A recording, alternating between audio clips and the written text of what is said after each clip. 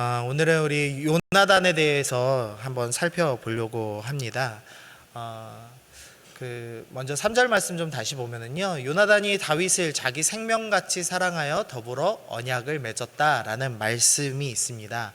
근데 이 말씀을 근거로 이 자유주의 신학자들이 뭐라고 설명을 하냐면은요, 요나단과 다윗이 동성애를 했다, 이제 이렇게 설명을 합니다. 뭐 이해가 안 되죠. 이제 자기 생명같이 사랑했다라는 그 구절 하나만으로 지금 이렇게 설명을 하는 겁니다. 근데 사실 요나단도 이제 아들이 있었습니다. 가정을 이루고 있었고, 무엇보다 다윗은 이제 여자를 너무 좋아해서 문제였죠. 그렇기 때문에 그 해석은 정말 말도 안 됩니다. 그나마 좀 그들을 좀 불쌍하게 여긴다면, 이 동성 간에 자기 생명같이 사랑한다는 구절 자체를 이해하기 어려웠던 것 같습니다. 그러니까 그 주님 안에서 이 서로가 동성끼리도 생명을 내걸고 사랑하고 교제할 수 있다는 것을 이해하지 못한 것 아닌가, 에로스적인 사랑만 필요하다라고 생각한 것 아닌가라는 좀 생각을 합니다. 어쨌든 오늘 이제 요나단에 대해서 함께 살펴보면서 우리가 요나단의 믿음이 어땠는지 살펴보고 우리가 좀 은혜를 좀 받으려고 합니다. 먼저 이 사무엘상 14장 49절 보니까요, 사울의 아들은 요나단과 이스위와 말기수와 요, 또 그의 두 딸의 이름은 하면서 쭉 소개가 되고 있습니다. 근데 첫 번째로 요나단이 소개되고 있죠. 보통 이제 큰 문제가 없을 때는 항상 순서는 첫째 아들, 둘째 아들, 셋째 아들 이제 이렇게 이제 설명을 합니다. 그래서 이 요나단은 사울의 첫째 아들이구나라는 것을 알 수가 있습니다. 우리가 이 사울 배우면서 사울 가문이 얼마나 대단했는지를 살펴봤습니다. 사울을 소개할 때 오대손을 소개했죠. 그리고 사울의 첫 등장이 나귀와 함께 등장했습니다. 당시 나귀는 이제 좋은 차, 왜 고급 승용차라고 말씀드렸죠. 이 고급 승용차 몰 수 있는 부잣집, 거기에 이제 조상을 5대나 소개할 만큼 위대한 가문에서 지금 요나단이 태어난 겁니다. 그러니까 사울도 금수저인데 요나단은 더 금수저입니다. 요나단은 아버지가 왕이니까요. 그러니까 사울보다 더 대단한 사람이 나타났다, 이제 이렇게 생각하시면 될 것 같습니다. 또한 요나단은 이제 전쟁 영웅이었습니다. 우리가 보통 이제 성경에서 가장 전쟁 영웅 누구냐라고 생각하시면은 우리가 지난번에 배웠던 이 다윗을 생각하시기가 쉬운데요. 물론 이제 다윗도 대단한 사람이죠. 그 15살의 나이에, 그 어린 나이에 골리앗이라는 이제 거대한 거인을 죽인 위대한 용사입니다. 근데 전쟁 양상을 놓고 보면은 사실 요나단이 조금 더 위대한 용사였다라는 걸 좀 생각할 수가 있습니다. 13장 14장에 나왔던 이 믹마스 전투에서 요나단이 그 성공을 거두는데요, 이 전쟁 영웅이 되는데요, 이 믹마스 전투는 이 나라 중앙에서 일어난 일이었습니다. 지난번 설명드렸지만 이제 동과 이제 서를, 이 남북과 동서를 가르는 중앙 도시에서, 이 중앙 도로에서 일어난 전쟁이었죠. 근데 그 도로에 이미 블레셋 군대가 쳐들어 왔습니다. 그러니까 그대로 조금만 더 유지가 됐더라면 이 이스라엘은 완전 큰 어려움을 겪게 되는데요. 왜냐하면은 이 중앙 도로가 지금 에브라임 산지라고 하는 당시에 이 이스라엘의 수도 역할한 지역이었기 때문입니다. 그러니까 지금으로 말하면은 서울이 점령당한 상황이라고 보셔야 될 것 같습니다. 그리고 이 상황이 장기화되면 어떤 문제가 있냐면, 일단은 북쪽에는 이 샤룸 평야, 그리고 이스라엘 평야라고 부르는 이 곡창지대가 있죠. 보통 거기서 이제 곡식을 얻어다가 이제 밑으로 쭉 산지 쪽으로 곡식을 공급합니다. 또 평지가 있는데 블레셋 평야가 있는데요. 블레셋 평야는 지금 블레셋에게 점령된 상태입니다. 그러니까 거기서 곡식을 얻을 수 없는 상태였죠. 그리고 조금 남은 평야가 또 있다면 이 길르앗 쪽에 평야가 약간 있었습니다. 근데 그 지역으로 가는 도로까지도 지금 블레셋에 의해서 차단되는 상태입니다.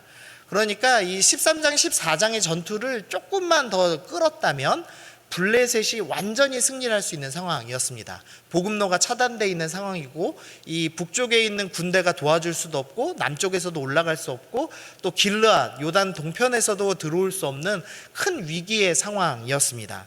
이제 그러다 보니까 이 이스라엘 사람들이 벌벌 떨었던 거죠. 그래서 그때 전쟁 상황을 좀 더 보면은 이 블레셋 사람들이 이스라엘과 싸우려고 모였는데 병거가 3만이요, 마병이 6천 명이요, 백성은 해변에 모래같이 많았다라고 이야기를 합니다. 병력의 숫자도 이전과 비교할 수 없을 만큼 큰 병력이 모였습니다. 조금 주목해서 볼 것은 병거입니다. 이 병거는 이집트에서 나온 최신 무기입니다. 또 말도 이스라엘은 산지가 많아서 말을 기르질 않죠. 이 말 자체도 다 이집트에서 수입을 해야지만 가능한 겁니다. 나중에 솔로몬이 이제 애굽에서 말을 사다가 이 전쟁하고 있는 이 위쪽 동네에 팔 거거든요. 그 중개 수익으로 어마어마한 부를 얻게 됩니다. 그러니까 마병이 등장했다, 병거가 등장했다 그러면은 그냥 많이 쳐들어왔네, 이제 이 정도 수준이 아니라 최신 무기를 가지고 지금 쳐들어온 상황입니다. 그리고 이제 백성은 해변에 모래같이 많았다라고 이야기를 하죠. 블레셋은 이 큰 민족이 아닙니다. 근데 백성이 이 해변에 모래같이 많았다는 것은 아마도 이 광야 땅에서 돌아다니면서 용병 활동하고 있는 아랍 사람들 또 에돔 사람들을 같이 영입해서 모인 것이 아닌가 싶습니다. 그러다 보니까 이 이스라엘 사람들이 딱 봐도 이 전쟁은 못 이길 전쟁인 겁니다. 그래서 절박하여서 굴과 숯불과 바위 틈과 은밀한 곳과 웅덩이에 숨었다라는 기록이 있었죠. 그러니까 이 13장, 14장에 이 요나단이 활약했던 이 전투는 이스라엘 어떤 전쟁보다도 위급한 전쟁이었고 사실은 거의 이기기 불가능한 전쟁이었습니다. 그런데 요나단이 혼자서 이 무기 든 사람을 거느리고 자기가 올라가서 공격하기 시작하죠. 그리고서는 큰 승리를 거두게 됩니다. 그러니까 전쟁 영웅인데 이 다윗이 골리앗 이긴 정도 수준이 아니라 우리가 생각하는 것보다 훨씬 더 위대한 영웅이었다는 겁니다. 뭐 요새 이 마블 영화가 유행인데 굳이 이제 마블 영화로 따지면은 돈 많은 걸로 따지면은 이 아이언맨 그 토니 스타크죠. 그 사람이 돈 많잖아요. 그 사람 수준의 재산을 갖고 있는 집안인데 싸우기는 캡틴 아메리카만큼 잘 싸우는 사람. 전쟁 영웅이라고 보시면 딱 맞을 것 같습니다. 이제 그런 사람이었습니다. 그런데 왕의 첫 번째 아들이었다고 설명을 하고 있는 겁니다. 그러니까 요나단은 뭐 누가 봐도 왕위 계승자로서 분명한 사람이고 자격도 있고 자질도 있는 사람이라고 볼 수가 있습니다. 그런데 이 다윗이 등장한 겁니다. 그리고 하나님께서 다윗에게 기름 부어서 이 사람이 왕이다라고 말씀하신 겁니다. 요나단 입장에서 얼마나 말이 안 되는 겁니까? 내가 이스라엘 역사 전체를 놓고 봐도 나와 같은 영웅을 찾기 힘든데 나만큼 금수저가 없는데 나는 아버지가 왕인 상태인데도 불구하고 하나님이 다윗이라는 저 어린 소년, 저 볼품없는 가문의 소년에게 기름을 부어서 왕을 삼으신 겁니다. 그러니까 요나단이 분통이 터져야 정상입니다. 그런데 요나단은 전혀 시기 질투하지 않고 아버지 사울과 같은 모습을 보이지 않고 오히려 그것을 잘 받아들이더라는 거죠. 그래서 어떻게 요나단은 이런 시기 질투를 하지 않았을까, 이걸 좀 살펴봐야겠습니다. 먼저 14장 6절 좀 다시 보면은요, 요나단이 자기 무기를 든 소년에게 이르되 우리가 이 할례 받지 않은 자들에게로 건너가자. 여호와께서 우리를 위하여 일하실까 하노라. 여호와의 구원은 사람이 많고 적음에 달려있지 아니하니라 라고 이야기를 합니다. 이 요나단은 믿음의 사람이었습니다. 그래서 사람의 많고 적음에 흔들리지 않았습니다. 단순히 많고 적음에만 흔들리지 않은 것이 아니고 이 블레셋 군인은 당시에 애굽이 전쟁을 할 때 용병 활동하던 사람들입니다. 그러니까 이스라엘 사람들은 키도 작고 볼품없는 사람들인데 이 블레셋이라는 사람 자체들은 이미 용병으로 아주 단련된 사람들이었습니다. 그러니까 한눈에 딱 봐도 이 사람들이 우리 군대보다 월등히 낫다라는 생각이 들 만한 사람인 겁니다. 그럼에도 불구하고 이 요나단은 믿음이 있어서 전쟁의 승패는 저 군인들이 얼마나 잘 싸우냐에 달린 것이 아니라 하나님께 달려있다라는 믿음의 고백을 하는 사람이었다는 겁니다. 제가 군종병을 해가지고요, 전방부대에 있어서 이 GOP, 이 철책선 지키는 부대를 GOP라고 그러거든요. 그리고 철책선 안쪽에 들어가 있는 부대가 GP라고 해서 수색대가 들어가 있는 부대가 있습니다. 근데 거기까지 이제 들어가서 목사님하고 같이 들어가서 이제 초코파이 나눠주고 이제 예배 같이 드려주고 이런 하는 이제 군종병을 섬겼는데요. 이 GP에 들어가면은 이제 먼저 목사님은 당연히 이제 부대장하고 이제 대화를 나눕니다. 그러면은 이제 제 임무는 이제 병사들한테 이제 말 걸면서 누가 혹시나 이제 왕따 당하는 사람은 없는지, 뭐 신앙이 좀 이렇게 떨어진 사람은 없는지 이렇게 점검하는 게 이제 제 역할입니다. 그래서 이제 한 바퀴 쭉 돌거든요. 넓이가 뭐 축구장보다 훨씬 축구장 한 반틈밖에 안 되는 공간에 철책선에 이렇게 쌓여 있는 데가 GP입니다. 거기에 이제 그 친구들 만나러 가면은요, 이제 자기가 경계 서고 있다가 만안경을 보여줘요, 저한테. 만안경이 이제 당연히 북한 쪽에 고정돼 있습니다. 여러분 북한 보신 분 있으신가요? 없으시죠? 예, 예, 저만 이제 북한을 본 건데, 네, 네, 긴장해서 웃겨드리려고 말한 겁니다. 예. 그 북한을 보는데요, 그날따라 이제 북한 병사 한 명이 이 부식을 나르고 있더라고요. 밥을 나르고 있었습니다. 우리는 이제 다 차로 나르는데 그 사람들은 이제 기름이 없잖아요. 그러다 보니까 이제 쌀가마니를 지고 나릅니다. 근데 뭐 20kg 쌀가마 이거 아니고 40kg짜리 정말 집으로 만든 그 쌀가마, 옛날 그 조선시대 그 영화 볼 때 나오는 그 쌀가마니 들고 몇 개씩 지고 나르거든요. 근데 그때 그 병사가 그러더라고요. 저 보라고, 저 사람은 저 쌀가마니 40kg짜리 2개, 3개를 지고 반나절을 계속 왔다 갔다 하는데 하나도 안 지쳐한다고. 그러면서 뭐라고 그러냐면 저 사람하고 우리랑 싸우면 우리가 진다고. 근데 제가 제 눈으로 봐도 못 이기겠더라고요. 그 키도 되게 조그마고 아주 깡 말랐거든요. 근데도 그거 지고 뭐 1시간, 2시간 뭐 거뜬히 왔다 갔다 하는 거 보니까 기가 죽더라고요. 이게 지금 21세기의 대한민국에서 저희는 최고의 무기를 가지고 그리고 뭐 먹을 건 마음대로 먹고 부자 나라에서 지금 만안경으로 쳐다보고 있고, 저 북한은 기름이 없어서 직접 쌀을 나르고 있는데 그 모습을 보면서도 기가 죽습니다. 잘 싸우는 사람을 보면, 힘 좋은 사람을 보면. 근데 당시에는 블레셋 사람들이 월등히 잘 싸우고 거기에다가 최신 무기인 병과 마병을 거느리고 눈앞에 있는 겁니다. 그러니까 이스라엘은 상대도 되지 않습니다. 그게 상식인 겁니다. 근데 이 요나단은 지금 상식이 아니라 하나님을 바라보는 믿음의 사람이었다는 것을 확인할 수가 있습니다. 또 사무엘상 14장 9절 보니까요, 이 요나단이 지금 말하는 겁니다. 이 칼을 든, 무기를 든 자에게, 부하에게, 그들이 만일 우리에게 이르기를, 블레셋 사람들이 우리에게 이르기를 우리가 너희에게로 가기를 기다리라. 그러니까 자기가 내려와서 요나단과 싸우겠다고 하면 우리는 우리가 있는 곳에 가만히 서서 그들에게 올라가지 말 것이요, 그들이 만일 말하기를 우리에게로 올라오라 하면 우리가 올라갈 것은 여호와께서 그들을 우리 손에 넘기셨음이니 이것이 우리에게 표징이 되리라 하고. 요나단이 이제 싸우기로 결정을 했습니다. 그런데 하나님 뜻을 분별하고 싶었습니다. 그래서 이 무기 든 사람하고 이렇게 얘기하는 겁니다. 만약에 내가 이 절벽 앞에 갔는데 블레셋 사람들이 너 가만히 있어, 우리가 내려가서 너랑 싸울 거야 하면서 내려오면은 이거는 우리가 이번 전쟁 지는 거구나 라고 생각하고 도망가 들어오고, 만약에 너네 올라와 봐라 라고 얘기를 하면은 하나님이 블레셋 사람들을 우리에게 넘겨주신 것이기 때문에 우리 용감하게 절벽 올라가서 싸우자, 이제 이렇게 이야기하는 구절입니다. 이것을 통해서 알 수 있는 것 한 가지는, 요나단은 지금 하나님이 어떤 뜻을 가지고 싶은지, 어떤 뜻을 가지고 계신지 분별하려고 하고 있다는 겁니다. 지금 이 전쟁터의 위급한 상황에서, 또 성경책도 없는 시대고 제사장도 지금 옆에 없는 그 상황에서 어떻게든지 하나님의 뜻이 무엇인지를 분별하고 싶어 합니다. 그리고 하나님 뜻에 따라서 생명 걸고 싸우기를 결정하는 사람이었습니다.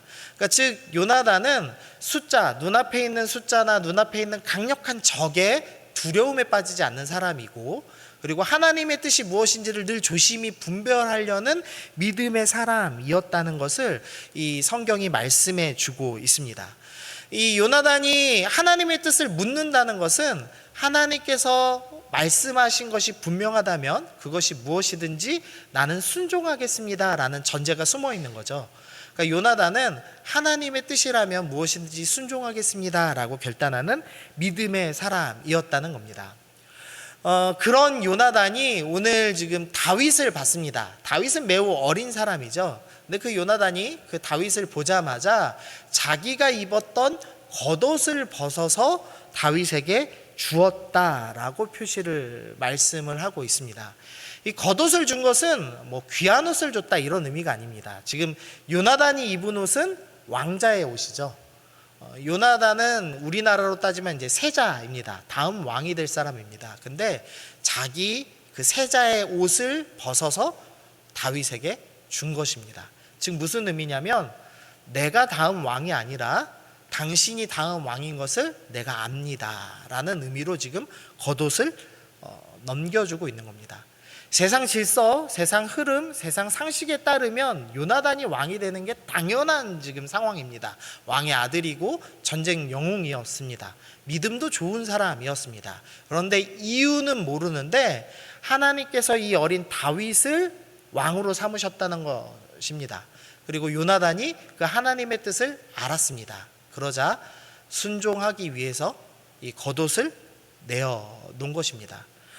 믿음의 사람은 어떤 사람이냐? 세상의 질서, 세상의 흐름, 세상의 상식을 거슬러 오를 수 있는 사람입니다. 자기에게 손해가 날지라도 하나님이 말씀하셨다면 하나님의 뜻에 따라서 자신의 권리를, 자신의 권위를 다 내려놓고 포기하고 순종할 수 있는 사람, 그런 사람이 바로 믿음의 사람이고 요나단이 그런 사람이었다라고 오늘 본문이 설명하고 있는 겁니다.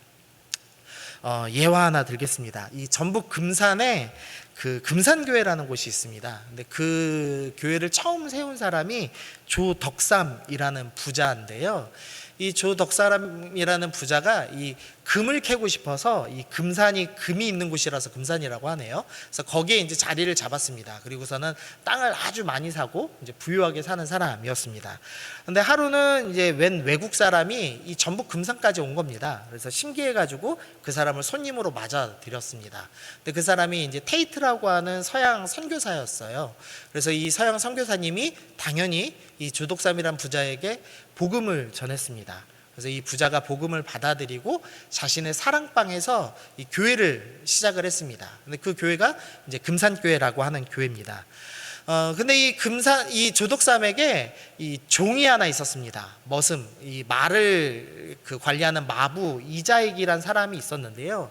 이 이자익이란 사람은 경남 남해 출신인데 배고파서 이제 굶어 죽게 되니까 이 전라도 땅에는 그래도 먹을 게 있다라는 소문을 듣고 무작정 이제 이 전북 금산으로 걸어온 사람입니다. 그래서 조덕삼이란 이 부자가 불쌍하게 보여서 이 이자익이란 사람을 머슴으로 고용을 해서 썼던 겁니다. 그랬다가 이제 선교사님의 말씀을 듣고 둘이 이제 회심을 하고 둘 다 이제 성도가 됐습니다. 그리고 나서 이제 1909년에 이 장로 투표가 처음으로 열렸습니다. 금산교회에서. 근데 이 두 사람 모두 후보로 오른 겁니다. 한 명은 부자이고 교회를 위해서 자기의 집을 내어준 조덕삼이란 부자이고 한 명은 이 조덕삼 집에 머슴살이를 하고 있는 이자익이란 사람, 이 두 집사님이 이 장로 후보로 올라갔습니다. 누가 장로가 됐을까요?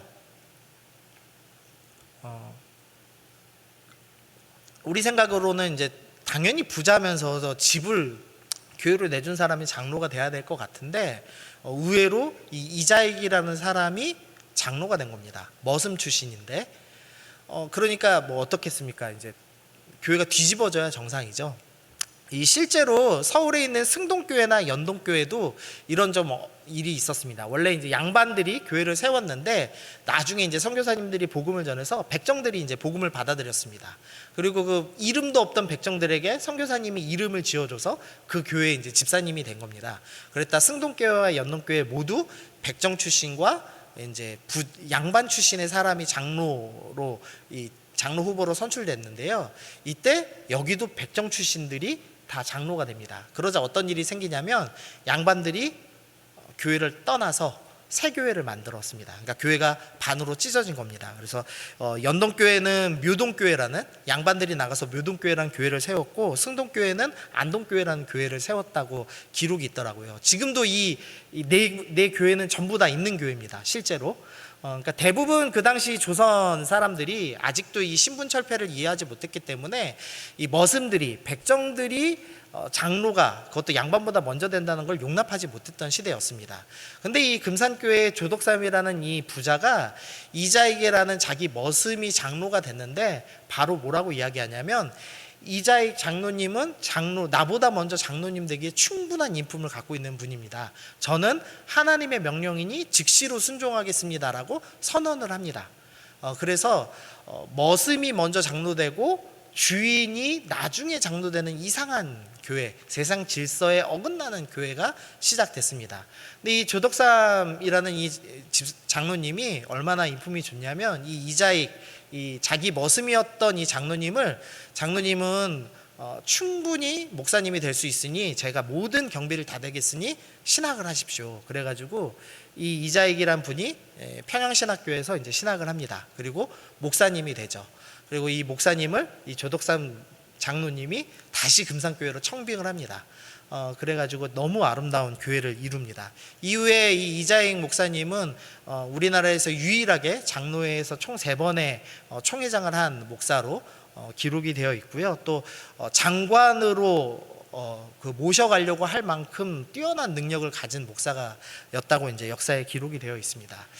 어쨌든 말씀드리고 싶은 것은 뭐냐면, 이 믿음의 사람들은 세상의 당연한 흐름을 거스를 수 있는 사람이라는 겁니다. 이 조덕삼이라는 부자가 내가 주인이고 내가 양반이고 내가 먼저 교회에 있던 사람인데, 내가 장로가 먼저 돼야지, 그게 세상의 당연한 논리지만, 하나님께서 이 사람을 선택하셨다면 하나님의 선한 계획이 있는 게 분명하기 때문에 나는 하나님의 말씀에 순종하겠노라, 세상의 질서를 거스를지라도 나는 하나님 말씀에 순종하겠노라 라고 결정을 한 겁니다. 오늘 요나단도 그런 결정을 한 것이죠. 또 말씀을 보면은요, 요나단이 겉옷을 벗어줬을 뿐만 아니라 자신의 군복과 칼과 활과 띠도 주었다라고 표현을 하고 있습니다. 근데 우리가 이제 칼 줬다니까 무기 줬나 보다, 이 정도 생각하고 넘어갑니다. 근데 당시에 철기를 다룰 수 있는 사람이 블레셋 사람들밖에 없었습니다. 애굽에도 아직 철기를 다루는 문명이 전해지지 않았던 상태입니다. 그러니까 칼이라는 것은 돈이 있어도 구할 수 없는 무기였습니다. 그래서 이 13장에 보면은 사울과 요나단만 칼을 갖고 있었다라는 기록이 있습니다. 그런데 이 요나단이 다윗을 만나자 내가 왕이 아니라 당신이 왕이 될 것입니다 라고 겉옷을 벗어줬을 뿐만 아니라 칼까지도 내어준 겁니다. 그러니까 당시에는 절대 구할 수 없는 가장 귀한 것을 내어준 거기도 하고요. 또한 나는 절대로 당신과 싸우지 않겠습니다 라는 의미로 칼을 내어준 것입니다. 나는 철저하게 순종하겠습니다. 나는 칼을 들고 싸울 수 있는 힘이 있는 사람이지만 하나님께서 당신을 왕으로 선택하셨기 때문에 나는 순종하여서 절대 당신과 싸우지 않겠습니다 라는 의미로 칼을 내어준 것입니다. 우리 말씀 같이 읽어보시죠. 빌립보서 2장 5절에서 8절입니다. 시작. 너희 안에 이 마음을 품으라.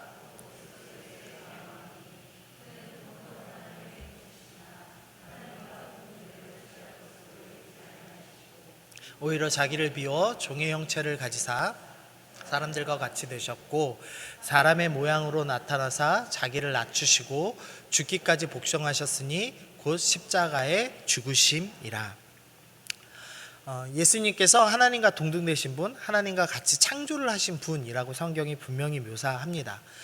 그런데 예수님께서 하나님과 동등됨을 취할 것을 여기지 아니하시고 이 땅에 내려오셔서 종의 몸을 입으시고 죽기까지 복종하셨습니다. 십자가를 지셨습니다 라고 빌립보에서 말씀합니다. 오늘 요나단이 이런 예수님을 닮은 사람이었던 겁니다. 주님이 말씀하신다면 나는 죽기까지라도 순종하겠습니다. 내가 당연히 높은 위치에 거할 수 있는 사람이지만 주님이 말씀하신다면 나는 십자가를 지고 낮아지겠습니다. 이런 결단은 한 믿음의 사람이었다는 거죠. 그래서 오늘 먼저 좀 적용하고 싶은 것은요, 요나단의 믿음입니다.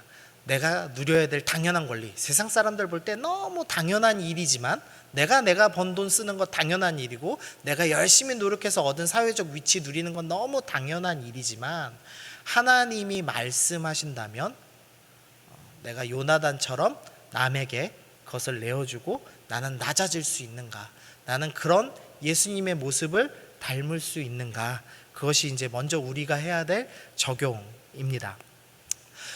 두 번째로는요, 이 요나단 이후의 모습을 좀 생각해 보겠습니다. 요나단이 지금 다윗을 만나고 자기가 왕 될 것을 포기했습니다. 그리고 나서 어떤 역할을 감당하냐면요, 다윗을 변호하고 다윗을 보호하는 역할을 감당합니다. 사무엘상 19장 말씀 보니까요, 그가 다윗에게 말하여 이르되 내 아버지 사울이 너를 죽이기를 꾀하느니라. 사울이 지금 다윗을 죽이려고 합니다. 그 정보를 들었습니다. 그러므로 이제 청하노니 아침에 조심하여 은밀한 곳에 숨어 있으라. 다윗을 숨겨줍니다. 그리고 요나단이 아버지 사울 앞에 섰습니다. 그리고 다윗을 칭찬하여 이르되 원하건대 왕은 신하 다윗에게 범죄하지 마옵소서. 그는 왕께 득죄하지 아니하였고 그가 왕께 행한 일은 심히 선함이니이다.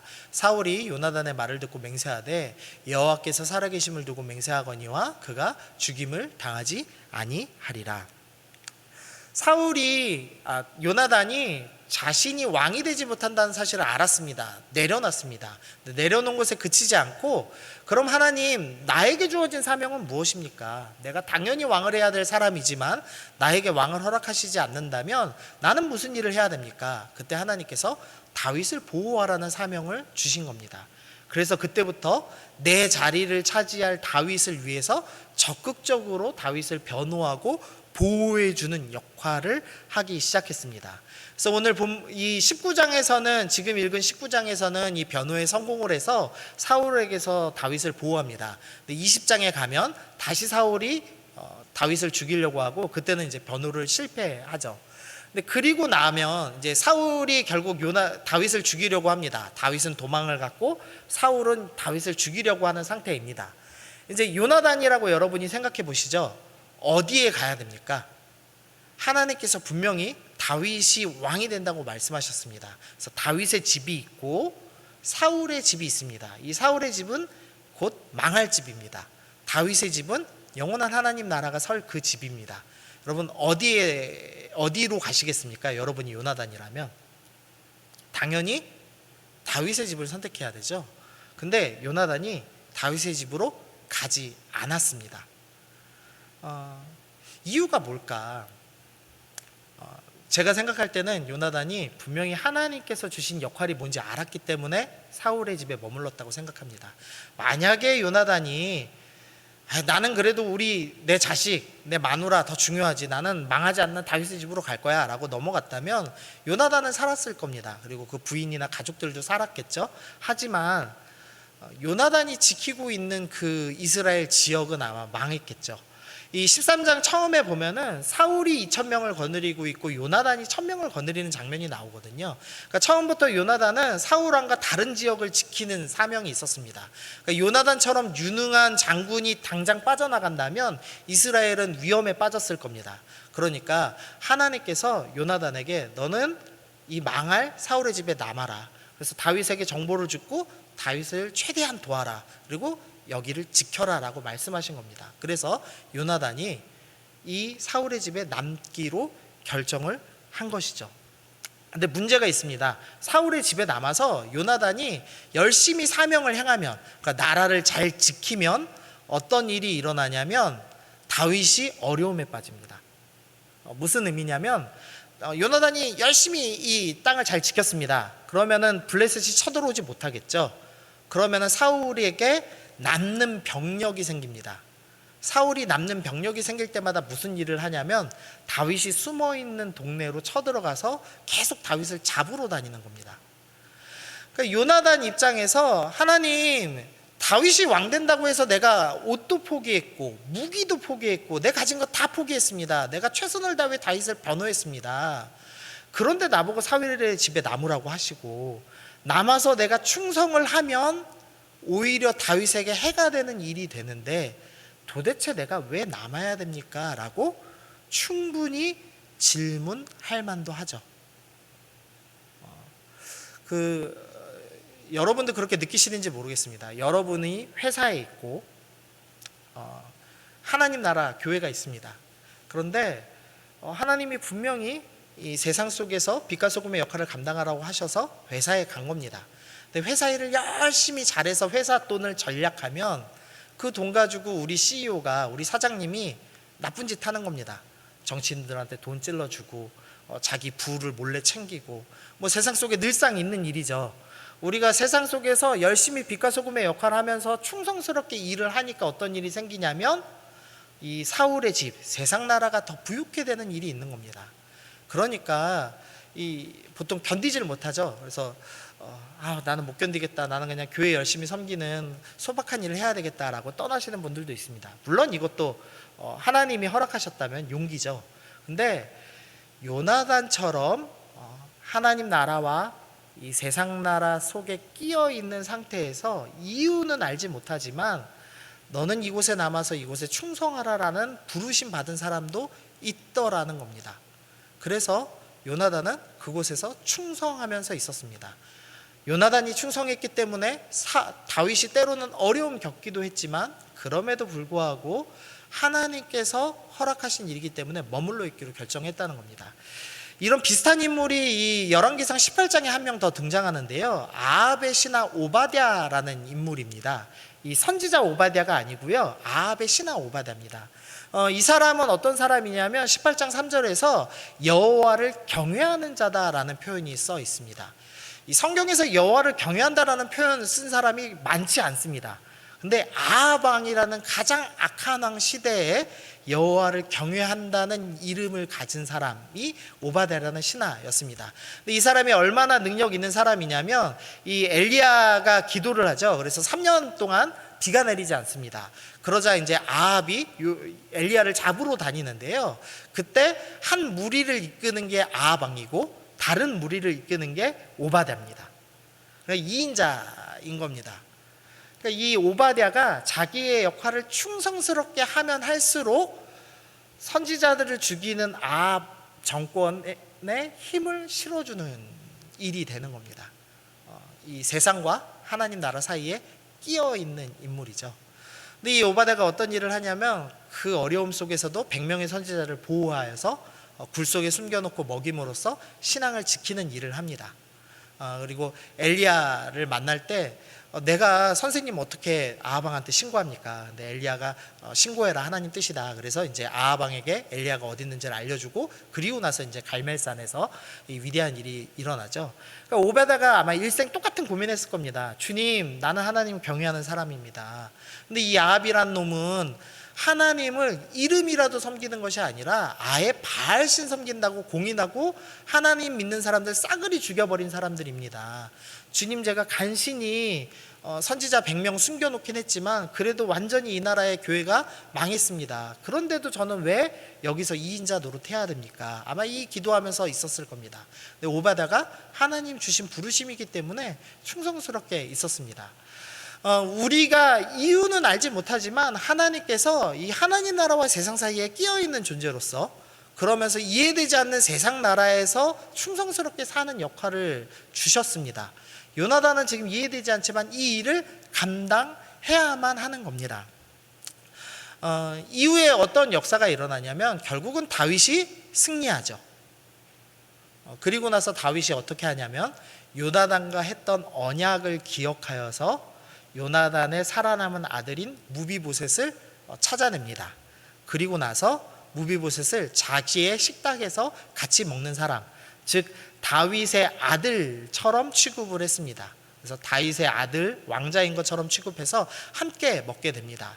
역사에 가장 저는 재밌다고 생각을 하는데요. 원래는 유다 지파, 다윗으로 대표되는 유다 지파하고 사울이 대표자인 베냐민 지파는 철천지 원수로 싸워야 됩니다. 왜냐하면 베냐민 왕권을 다윗이 빼앗아 갔기 때문이죠. 그런데 이상하게도 이 두 나라가 나뉠 때, 북이스라엘과 남유다가 나뉠 때 베냐민 지파는 어느 쪽을 선택하냐면 다윗이 속해 있는 유다 지파를 선택합니다. 그래서 유다 지파와 베냐민 지파 두 지파가 남아서 남유다라는 믿음의 왕가를 이루죠. 그리고 이 유다 지파와 베냐민 지파가 계속 신앙을 이어가는 역할을 감당하게 됩니다. 요나단의 사명이 무엇이었느냐? 이 사울 집에서 끝까지 충성하다가 죽는 게 역할입니다. 네?